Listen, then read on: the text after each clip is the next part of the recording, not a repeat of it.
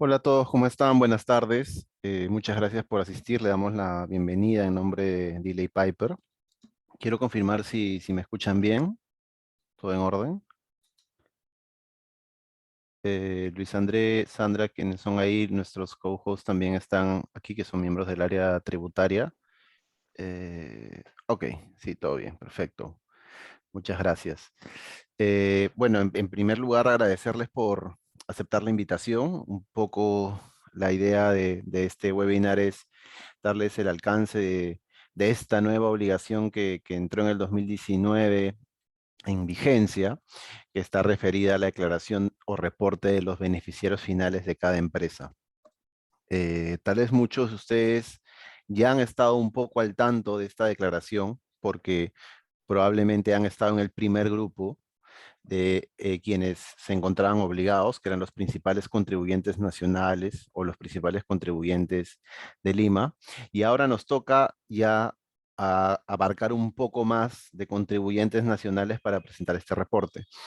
La idea de aquí va a ser nuevamente hacerles llegar un poco de los alcances de cuáles son la posición de la SUNAT de cara a la declaración de los beneficiarios finales, cuáles son las principales consecuencias, por ejemplo, de no identificarlos correctamente, qué recomendaciones o en la experiencia que hemos tenido nosotros les podemos compartir a ustedes y finalmente darles un alcance de que el estudio también obviamente puede asesorarlos o en todo caso recomendarles por qué consideramos de que esta declaración o este reporte no se debe hacer, digamos, in-house, sino también que es importante hacerlo a través de una asesoría independiente, ¿no?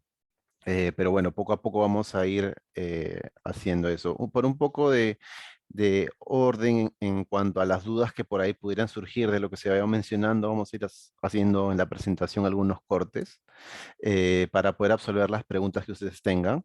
Tenemos en la plataforma Zoom tenemos unas ventanas de chat y unas ventanas de Q&A en las que ustedes pueden enviarnos preliminarmente sus preguntas y las vamos revisando durante la presentación o al final de la misma. Entonces, nuevamente les agradecemos por participar en esta presentación y si es que hubiera alguna duda, pues ahí está el chat abierto para que podamos absolverla en este momento si se pudiera. Ok.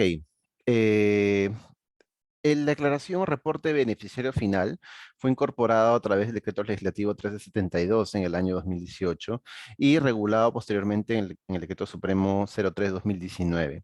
En ambas resoluciones se estableció tanto la obligación de reportar los beneficiarios finales como la obligación de quienes iban a estar en el primer tramo de sujetos obligados a declararlos. Dentro de esto, digamos, complementar y ejercer un poco de presión sobre el cumplimiento, se establecieron en estas dos normas sanciones administrativas, definiciones sobre la identificación correcta y otras normas de carácter reglamentario que son importantes y que en su momento digamos, como se encontraba regulado inicialmente, que generó muchas confusiones, ha sido materia de muchas consultas y bueno, felizmente Sunata ha sabido resolverlas o ha publicado la solución de las mismas durante estos últimos años. Y esta última resolución, que es la resolución 41-2022, ya es la resolución conforme a la cual se incorpora en la declaración a este nuevo grupo de obligados, que ya no son los PRICOS, ahora son las empresas que tienen ciertos ingresos mayores van a empezar con los 4.4 millones y termina el otro año con los de 1.3 millones aproximadamente de ingresos. A ver, ¿quiénes son los sujetos obligados o los nuevos sujetos obligados a presentar la declaración de beneficiario final, según esta resolución? Las personas o entidades que van a ser obligadas a declarar en este grupo son aquellas empresas que tengan ingresos netos mayores a los 4.4 millones. Todo esto está en función de UITs, así que hemos puesto los números, digamos, para que sea un poco más sencillo para ustedes. Eh, en un primer grupo que va a ser de mayo de 2022, un segundo grupo que les tocaría en agosto del 2022, en el vencimiento de agosto del 2022, y que tienen ingresos mayores a 2.2 millones hasta los 4.4 millones, y el último grupo que son los que tienen ingresos mayores a 1.3 millones 800 mil y que claro no están en ninguno de los dos tramos anteriores. A ellos les corresponderá declarar en mayo de 2023. Este es el cronograma que hasta el momento está vigente. ¿Qué pasa con las empresas que tienen ingresos menores a 1.380.000, 1.380.000? A esos todavía no se encuentran obligados. Tal cual como ocurrió en la declaración anterior, hay un grupo que no están obligados. Ellos probablemente estén obligados posteriormente, pero en este momento no hay un cronograma establecido para los contribuyentes que tengan ingresos menores a 1.380.000 soles.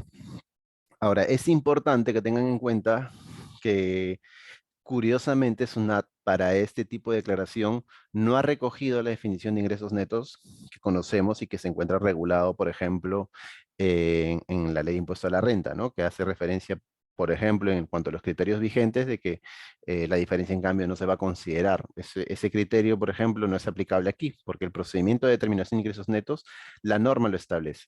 Entonces, como hay un procedimiento especial de definición de ingresos netos, hay que aplicar esta definición y no la que exista para otras normas tributarias. Entonces, eh, ahora vamos a ir un poco más adelante a ver cómo yo calculo mis ingresos netos para ver si me corresponde declarar en mayo, en agosto o el próximo año del 2023. Y esto es importante porque, por ejemplo, muchos clientes nos han llamado y nos han dicho, no, no estoy obligado porque no tengo ingresos mayores a 2 millones. Sin embargo, al revisar sus estados, su declaración jurada de impuesto a la renta del 2021, verificamos que sí, uno suma los montos y sí, efectivamente sí tienen que estar obligados a declarar. Porque, por ejemplo, entran en el cálculo la diferencia en cambio, entran los ingresos no grabados también. Entonces, ahora vamos a entrar un poco a desarrollar ese cálculo, pero digamos, de cara a esta norma, este es el cronograma que se ha establecido. Ojo que se ha establecido vencimientos, con lo cual, por ejemplo, en el primer tramo, el de mayo de 2022, la declaración se hace en el mes siguiente, es decir, en junio.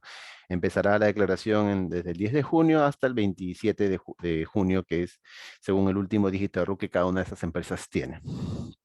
Eh, Tenemos también que en el caso de los entes jurídicos inscritos en el RUC hasta el 31 de diciembre y que no se hayan dado de baja, estos también se encuentran obligados a presentar la declaración.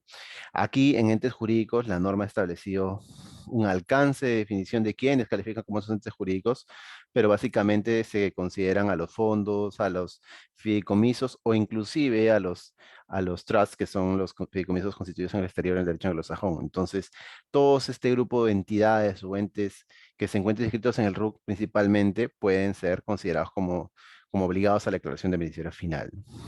Y tema aparte, es importante también señalar que la discusión vinculada a las sucursales de sociedades del exterior fue absuelta por la SUNAT en un informe en el año 2020 y según la posición de la SUNAT se ha establecido que las sucursales, en buena cuenta, lo que ha concluido es que las sucursales tienen que declarar, pero el informe señala que las sucursales no están obligadas a declarar, pero sí su matriz. Y como la matriz tiene acá una sucursal, entonces tiene que declarar a través de la matriz, lo cual implica que necesariamente una sucursal tiene que declarar también si es que se encuentra o si es principal contribuyente o si se encuentra en estos tramos que estamos indicando.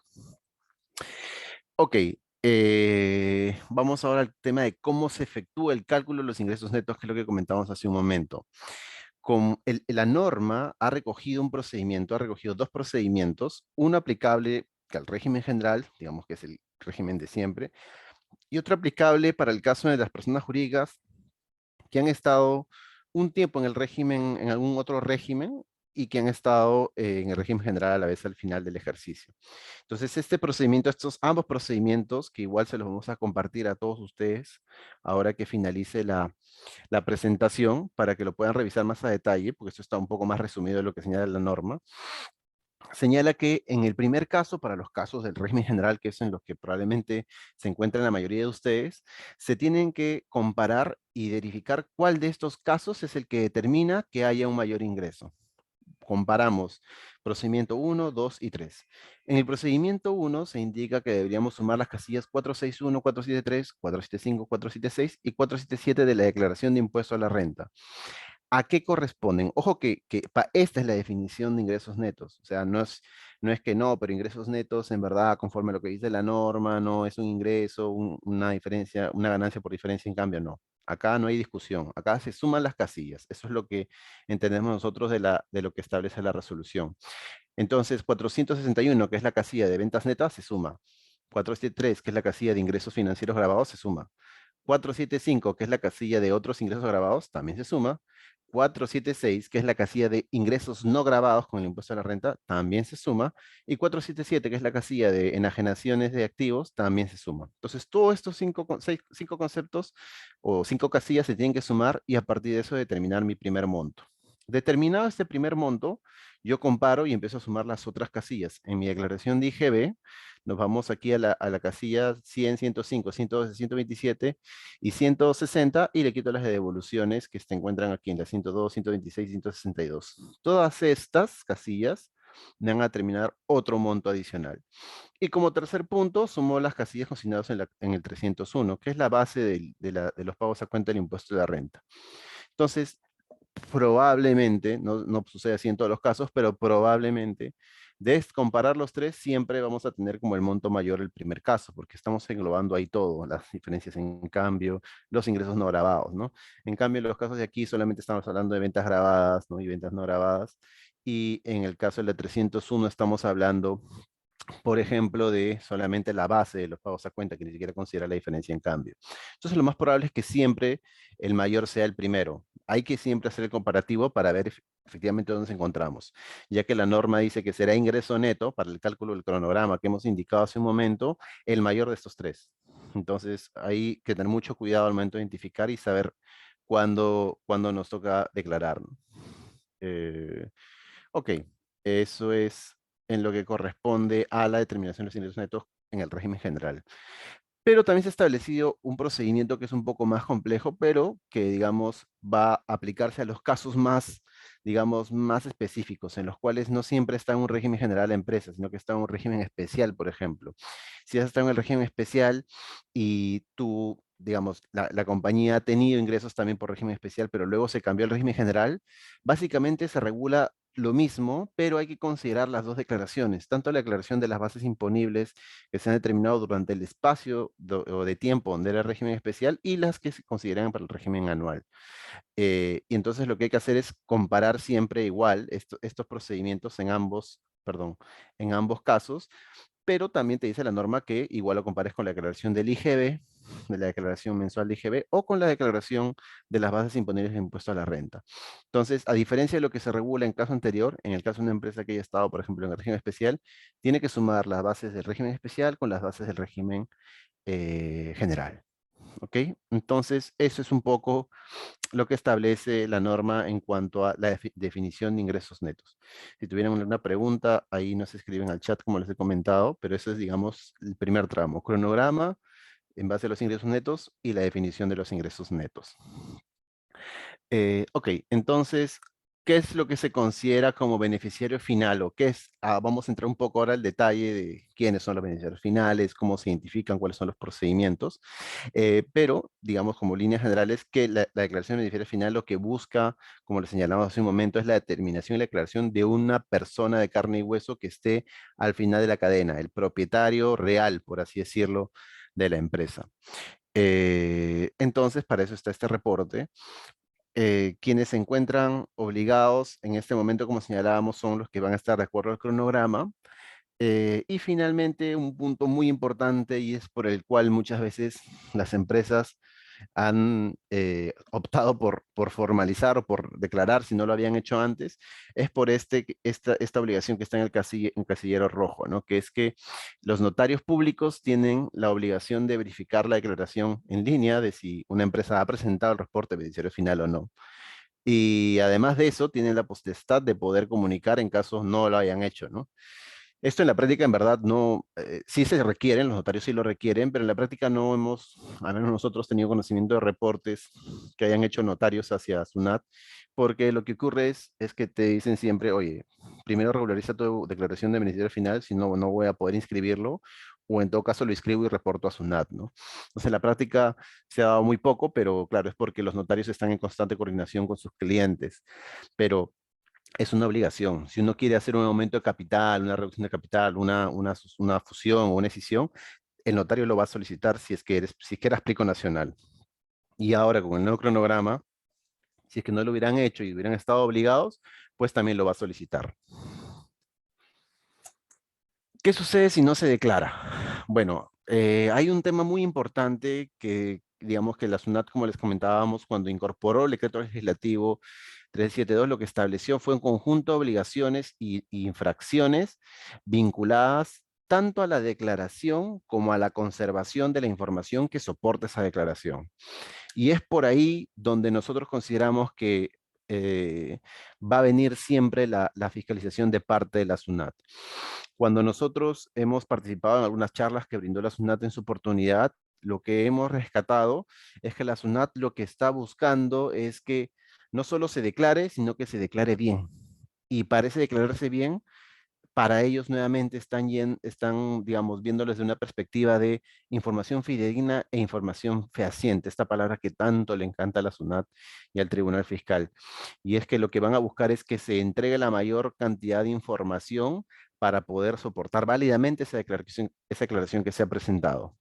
Entiéndase, por ejemplo, entonces, llevar un manual de cumplimiento, tener correos del requerimiento de información, tener cartas de la información solicitada, tener correos con asesores independientes, la factura de mi asesor independiente, la identificación de o consulta que se haya habido en ese momento porque, no sé, no sabían a quién declarar, la negativa, por ejemplo, de un beneficiario final de firmar el formulario, todo ese conjunto de información, o si tuviera un sistema, digamos, que nos ha pasado con un cliente que trabaja, que es una multinacional, tenía un sistema de beneficiario final, de identificación y reporte según su país, pero lo han traído para acá para poder ajustar a lo que establecen las normas peruanas. Entonces, si tuvieran esos casos también, tienen que guardar esos sistemas, ¿no? Entonces, las infracciones que van de los 0.3% de los ingresos netos a 0.6, dependiendo de cada uno de ellos, van un poco a esa obligación. La primera de ellas, que es la del 165 numeral 7, es por no conservar el sistema o no conservar los libros que soportan esa declaración, ¿no?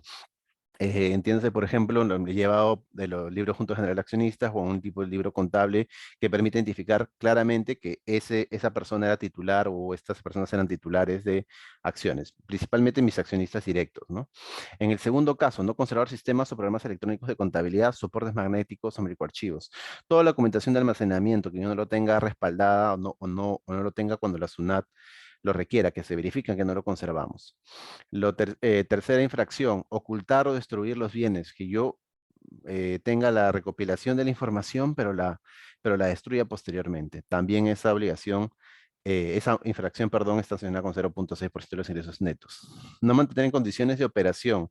Lo tengo, pero no se puede acceder al sistema, porque no sé, porque no pagué una suscripción, porque no pagué mis derechos para poder utilizar el sistema. También no exhibir o no presentar la documentación cuando sea requerida por la SUNAT, también 0.6% de los ingresos netos. Todas estas infracciones tienen la particularidad que han sido incorporadas con este decreto legislativo y que lo que están relacionadas siempre es a la obligación de presentación de beneficiario final. Ojo que también muchas veces está vinculadas con las declaraciones de precio de transferencia, bueno, las de reporte maestro, reporte local y demás, pero los cambios que se han hecho están principalmente abocados a beneficiario final. Ok, por un lado tenemos las infracciones que incluso van hasta los 200.000 soles, pero de cara a la empresa siempre es lo que nosotros entendíamos. Una infracción administrativa de este tipo, por ejemplo, en una fiscalización, siempre se exige a la empresa que lo pague. Pero digamos, el decreto legislativo 372 hizo un cambio adicional, que es que se ha establecido como un supuesto de dolo o negligencia grave en el uso de abuso de facultades de parte de la administración tributaria el hecho de que un contribuyente no haya presentado su declaración de beneficiario final. ¿Qué significa eso? Que si la SUNAT me quiere a mí fiscalizar la declaración de beneficiario final y yo no tengo los soportes, me imponen la infracción a la empresa y si la empresa no paga porque no tenía activos, porque no tenía bienes, puede ir contra los representantes legales de la empresa, porque se ha establecido como supuesto de dolo o negligencia grave. Entonces, es bien extraño, digamos, bueno, no digamos extraño, sino que si uno quiere perseguir que esto se cumpla, lo han hecho forzosamente como un supuesto de dolo o negligencia grave, ¿no? Establecer una responsabilidad solidaria del representante legal obliga definitivamente a que uno se ponga las pilas respecto a esta declaración. Pero al menos nosotros, de lo que hemos revisado, siempre los casos de dolo o negligencia grave fueron casos muy, muy groseros, ¿no? No escribirse en el RUC, llevar doble contabilidad, casos en los que en realidad, claro, si es que uno tiene un representante legal y no ha por ejemplo, se ha formalizado escrito en el RUC, claro, el representante legal es representante solidario, pero no presentar una declaración de este tipo es, digamos, bien particular. Pero bueno, ya está la declaración, ya está la infracción y la responsabilidad establecida. Si no lo paga la empresa, lo pagará con su patrimonio el representante legal. Eh, ok, ahora vamos un poco ya al tema de la identificación como tal de los beneficiarios finales. Como les comenté, si tuvieran alguna duda, pues la pueden escribir ahí al chat. Eh, en primer lugar, la declaración, la norma de beneficiario final establece tres rangos, vamos a llamarlo, tres bloques de identificación. Uno es la determinación de propiedad, la identificación de beneficiario final por propiedad. Otra es por control. Y la tercera es que en caso de que no puedas identificarlo por los dos primeros métodos, declares al órgano administrativo superior, perdón, a la persona que ostente el cargo mayor en un ente colegiado o en un ente de la organización. Entonces, ¿qué es? Vamos a explicar así en los tres bloques, porque digamos cada uno de ellos se subdivide y tiene reglas particulares, pero en principio esa es digamos, la forma en la que lo ha establecido la norma tributaria. Por el primer lado tenemos a la persona natural, que como decíamos, efectivamente posee y controla la persona jurídica o el ente jurídico, ¿no? Y en este caso también puede hacerse de manera directa o puede hacerse a través de un tercero. O sea, puede hacerse, yo puedo ser el controlador de la persona jurídica directamente o puedo ser también que a través de un tercero, llámese por ejemplo un testaferro o una persona con contrato o con mandato sin representación lo pueda hacer, ¿no? Entonces, en todos los casos en los que señalemos, que siempre nos vamos a referir a una sola persona, tengan en cuenta de que puede tratarse de que se refiera también a los casos de los testaferros, es decir, esta persona que no es titular o no es familiar, pero como yo lo he nombrado con contrato de mandatos, termina siendo como si yo fuera yo mismo, ¿no? Entonces es importante esta primera observación que hacemos para que puedan entender en los demás casos cómo se declara. A ver, vamos al primer caso, declaración de beneficiario final por propiedad. Es aquella persona natural que posee, directa o indirectamente, a través de cualquier modalidad, al menos el 10%. Si yo poseo más del 10% de propiedad de una empresa, soy beneficiario final. ¿Ok? Eh, este es, digamos, el caso más sencillo de propiedad directa. ¿Ok? Vamos a ir un poco a los casos más complicados para que ustedes puedan, digamos, llevar y que por ahí al momento de traducir tengan las dos más importantes y puedan absolverlas rápidamente al momento de declarar. ¿Qué pasa, por ejemplo, en el caso de la propiedad indirecta? La propiedad indirecta ocurre cuando, por ejemplo, una persona natural, como es el caso de este señor que tiene 5%, tiene a través de su cónyuge un 3% adicional y a través de sus hermanos tiene otro 3%. En principio, si uno ve únicamente a la persona natural, uno dice, bueno, tiene 5%, no lo declaro, pero no. Como señalábamos, tienes que sumar a tu cónyuge y a cualquier otro miembro, parientes que tú tengas en la compañía para que puedan ver si efectivamente entre todos superan el 10%. En este caso sí ocurre eso porque llegan al 11%. Ese es el primer caso de propiedad indirecta. Es una propiedad a través de terceros que son familiares míos, pero que en conjunto todos somos beneficiarios finales. Y, y aquí, por ejemplo, le hemos, digamos, para graficar, hemos puesto beneficiario final, en este caso a la persona natural, pero ojo que en este caso también la esposa será beneficiaria final.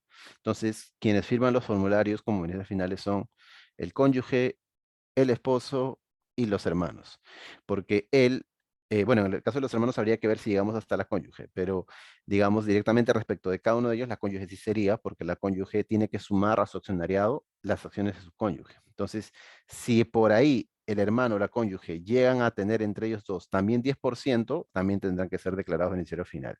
En este caso solamente estamos poniendo a esta persona natural porque él sí, 5% más 3% y más otros 3 llega a tener el 10% mínimo que establece la norma. Entonces, esta es la propiedad indirecta por titularidades directas, por ponerle un nombre. Y luego tenemos el otro caso de propiedad indirecta, que es la propiedad indirecta a través de otras personas jurídicas u otros entes jurídicos. Y aquí también hemos puesto como un ejemplo el caso de una persona, en este caso tenemos a este que es el 15%, que lo tiene directamente. Eh, Él será beneficiario final. Y tenemos por el otro lado a estas personas A, B, C, D y E.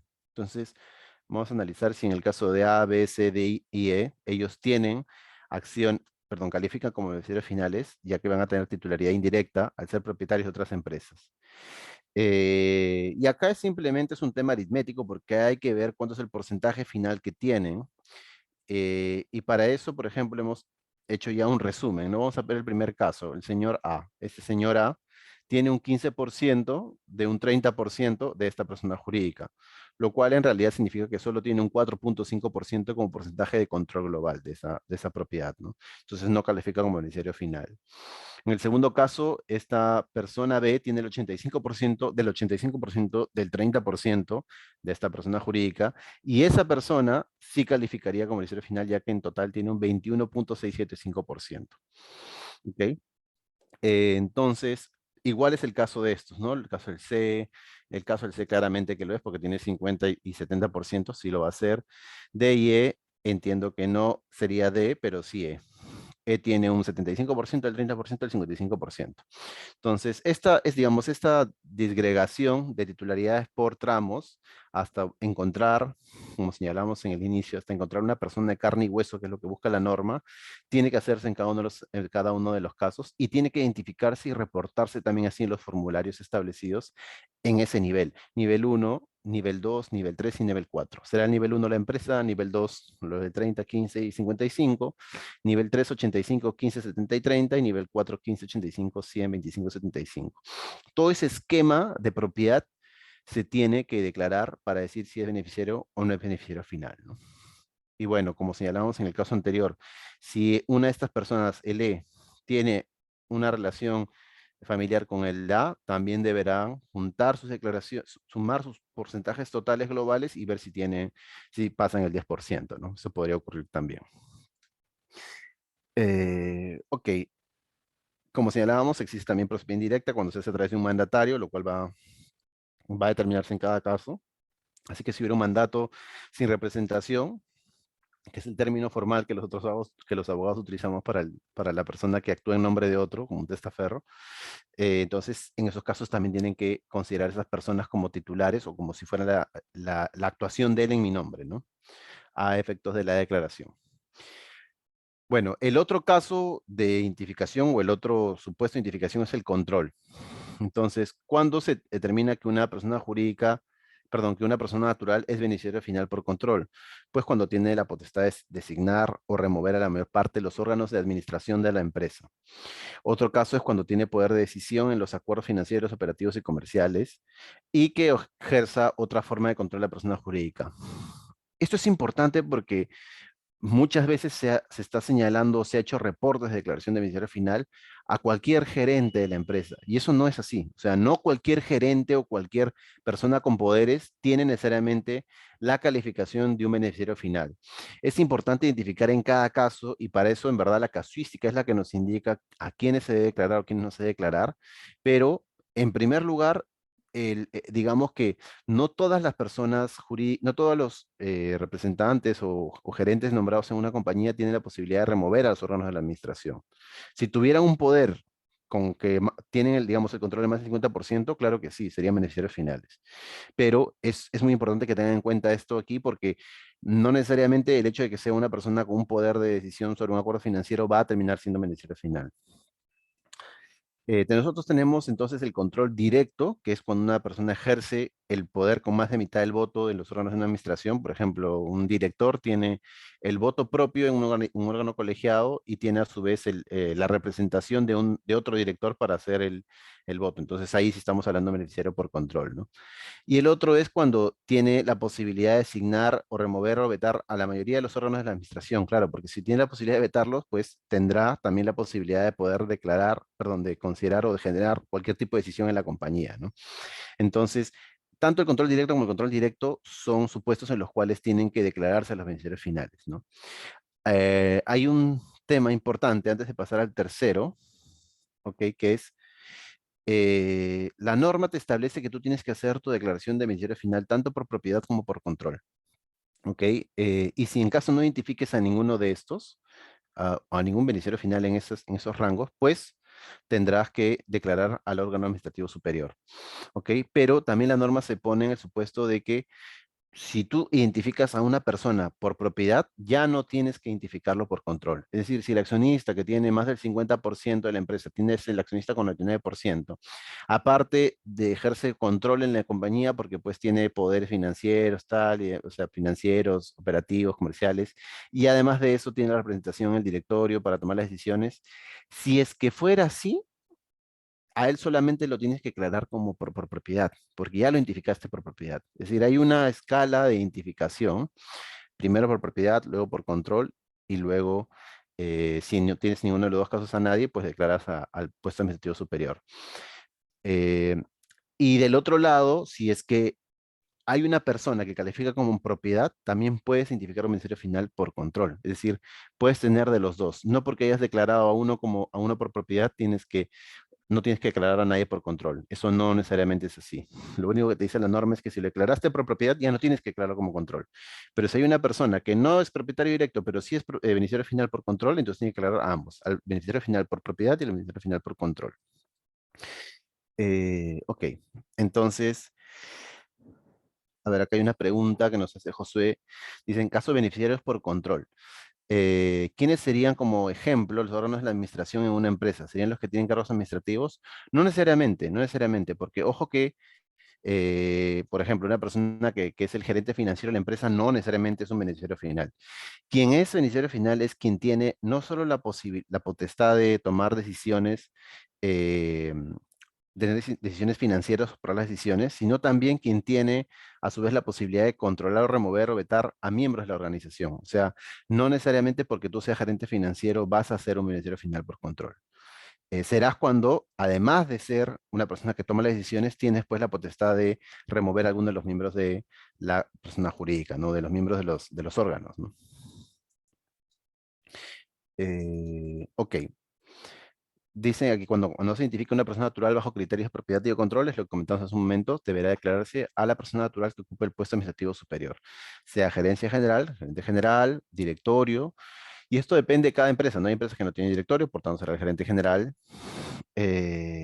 o una entidad similar, consejo directivo, por ejemplo, que haga las mismas funciones, ¿no? Y en el caso de los órganos colegiados, que es el directorio, son considerados como beneficiarios finales cada uno de ellos. Y eso es así, eso sí es así. O sea, como en el directorio, digamos, por más que haya un presidente, es un órgano colegiado. Por ser órgano colegiado, cada uno de los directores son los considerados como beneficiarios finales. Ok. Bueno, luego tenemos el caso de los entes jurídicos y en los patrimonios autónomos. Y aquí, en verdad, para hacer un poco, para resumir un poco la presentación, quienes se encuentran obligados son los que tienen el control sobre estos entes jurídicos, ¿no? Entonces, ahí que hay que determinar, conforme a lo que establece cada uno de los entes, por ejemplo, el fondo mismo o el patrimonio fideicometido, quién es la persona que efectivamente realiza un control sobre ese ente o sobre ese patrimonio autónomo. Entonces ahí es donde se identifica al beneficiario final y hay que aclarar a esa persona como tal, ¿no? Eh, por ejemplo, en el caso del fideicomiso, tienes que aclarar al fideicomitente, al fiduciario o fideicomisario que haga las gestiones de control, la tenencia de las acciones o el control efectivo final del patrimonio, ¿no? Y en el caso de los demás entes jurídicos, tendrás que aclarar a la persona que realice o que tenga la calidad de protector o administrador de ese patrimonio autónomo. Bueno, y finalmente un poco para entrar al detalle de qué, digamos, qué es lo que nosotros recomendamos. Nosotros hemos recomendado en todos los casos, como les comentamos al inicio de la presentación, nosotros nuestra recomendación, y es de lo que también hemos participado en las charlas de SUNAT y nos lo han señalado expresamente, es que siempre tienes que tener la recopilación de la información de manera correcta, ¿no? Entonces, no se puede acabar la declaración de beneficiario final en el paso uno y en el paso 2, sino que el paso 3 es igual de importante tanto por las infracciones como para poder soportar lo que se ha llenado en la misma, ¿no? Si la declaración no se ha reportado de manera fidedigna, recopilando la información de la persona correspondiente y revisando, por ejemplo, los estatutos o estados financieros o los registros públicos, información de registros públicos de la empresa o el libro de actas, o si no se ha pedido o solicitado los libros de actas, por ejemplo, a las entidades del exterior, en caso sean propiedades indirectas o patrimonio, o que en todo caso la propiedad se encuentre en titularidad de personas del exterior, todos esos casos, digamos, tienen que tener una forma o un procedimiento de identificación o un protocolo de identificación bastante sustentado, tanto del lado del mismo documento como tal, como el soporte. Va a ocurrir y eso va a ocurrir siempre, que no necesariamente tengamos toda la información. Es decir, mira, yo tengo mi patrimonio, digamos, el 50% de mi accionariado es de Chile. Ok, entonces yo le pedí a la empresa chilena y la empresa chilena no me brindó la información que yo estaba buscando porque no tenían los libros a la mano, porque el beneficiario final se fue de vacaciones y porque no me entregaba o simplemente no le llegó el mail. Casos pueden presentarse, digamos, diversos. El tema es que nosotros hayamos agotado, como persona jurídica, hayamos agotado todos los mecanismos posibles para poder recopilar información de forma fidedigna. Si no me la dieron formalmente, al menos que me lo diga pues el área legal o el área de contabilidad de Chile. Me mandó un mail y en el mail dice que estos son los titulares y yo a partir de eso he construido mi declaración de reporte final. Y ahí lo que va a ocurrir es, claro, si yo agoto todos los mecanismos posibles para poder recopilar esa información lo más cercana posible a la realidad, pues no me pueden poner una infracción administrativa si es que la declaración se encuentra mal llenada.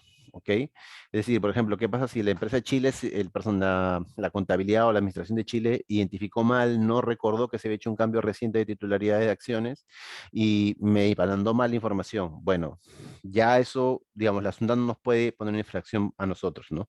Nos podría, en todo caso, pedir que la recorrijamos, sí, claro, la podemos corregir, pero no puede eso significar una infracción desde el punto de vista de las infracciones que hemos visto hace un momento y la responsabilidad que hay a los representantes legales, porque ninguna de estas podría, no se encuentra dentro del aspecto, digamos, objetivo de lo que yo mismo tengo a la mano para poder recopilar la información, ¿no? Ok, creo que hay otra pregunta por acá.